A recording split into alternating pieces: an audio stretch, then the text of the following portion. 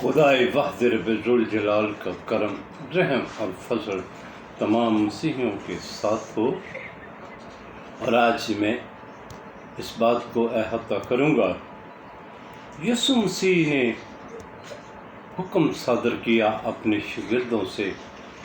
کہ آپ ٹھہر جائیں اور اس وقت تک جب تک کہ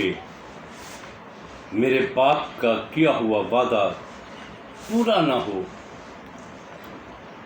خدا میں یسوع مسیح کے باپ کا وعدہ کہ میں تمہیں اکیلا نہیں چھوڑوں گا،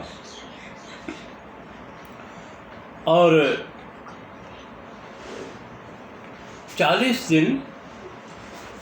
وہ اپنے شاگردوں پر، اپنے پیار کرنے والے، اپنے عزیزوں پر وہ ظاہر ہوتا رہا، اور پھر 40 دن کے بعد جب وہ آسمان پر چلے گئے اور انہوں نے کہا اپنے شاگردوں سے کہ آپ ٹھہر جاؤ، اور جب وہ ٹھہرے تو اس ٹھہرے کا لفظی نظام اور اس کا مطلب ہم کیا لیتے ہیں؟ اس کا مطلب یہ ہے کہ ہم خدا کی حضوری میں، تم اس کی رفاقت میں رہو۔ بہت سے لوگ اس کا مطلب یہ نکالتے ہیں کہ ہم دعا کرتے رہیں 10 دن میں، اور دعا کا جو لفظی معنی میں نے آپ کی خدمت میں عرض کیا تھا وہ یہی تھا کہ باتیں کرنا، اور باتیں ہم اس سے کر سکتے ہیں جس کے ساتھ رفاقت ہو۔ رفاقت کا مطلب یہ ہے کہ ہم اس کے سامنے رہیں۔ رفاقت کا مطلب یہ نہیں ہے کہ جس سے ہم رفاقت رکھتے ہیں وہ کہیں اور ہو اور ہم کہیں اور بیٹھے ہوئے ہوں، نہیں۔ اس کا مطلب یہ ہے کہ ہم ایک دوسرے کے آمنے سامنے، ہم اس کی صحبت میں، اس کے سامنے رہ کر ہم کسی سے رفاقت رکھ سکتے ہیں۔ تو پھر اس کا مطلب یہ ہے کہ یسوع مسیح نے کہا کہ تم میرے باپ کی رفاقت میں رہو، تاکہ وہ وعدہ جو اس نے تم سے کیا ہے پورا ہو۔ اور میں مسیحی کلیسیا میں اس بات کو کمزوری کے ساتھ دیکھتا ہوں کہ اس کی رفاقت میں ٹھہرنے کے مواقع نہیں ہیں۔ اتنی لائف کنجسٹڈ کر لی، اتنے لوگ مصروف ہو گئے ہیں کہ وہ خدا کی حضوری میں رہنا شاید پسند نہیں کرتے، یا پھر ان کو اویئرنیس نہیں، ان کو معلوم نہیں، ان کو بتایا نہیں گیا کہ آپ جب تک کسی سے کوئی چیز پانا چاہتے ہیں تو پھر اس کی رفاقت میں آپ کو آنا پڑے گا۔ اور میں جب کتاب مقدس میں سے سیکھتا ہوں تو پھر میں اسی طرح سے بیان بھی کرتا ہوں۔ میں عرض کرتا ہوں کہ اگر آپ روح القدس پانا چاہتے ہیں اور روح القدس کی قدرت کو دیکھنا چاہتے ہیں تو پھر آپ کو خدا کی حضوری میں ٹھہرنے کی ضرورت ہے، اور ہم خدا کی حضوری میں رہ کر خدا سے اس برکت کو، اس نعمت کو، اس اسپرٹ کو، اس مدد کو ہم پا سکتے ہیں۔ اس سے اور زیادہ ہم اس کو اور زیادہ سیکھ نہیں سکتے، لیکن ہم پھر بھی اس کو اور زیادہ سیکھنے کی کوشش کریں گے کہ ہمیں کب کب، کہاں کہاں اور کیسے کیسے یہ موقع میسر آ سکتے ہیں۔ اور میں آج پھر اس بات کو شیئر کروں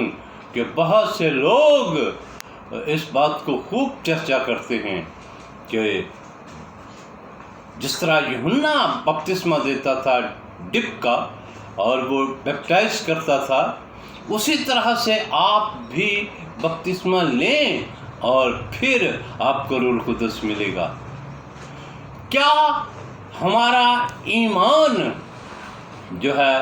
وہ اس لائق نہیں ہے کہ اس عمل میں سے ہمیں گزرا جائے، اور جب تک یہ عمل ہم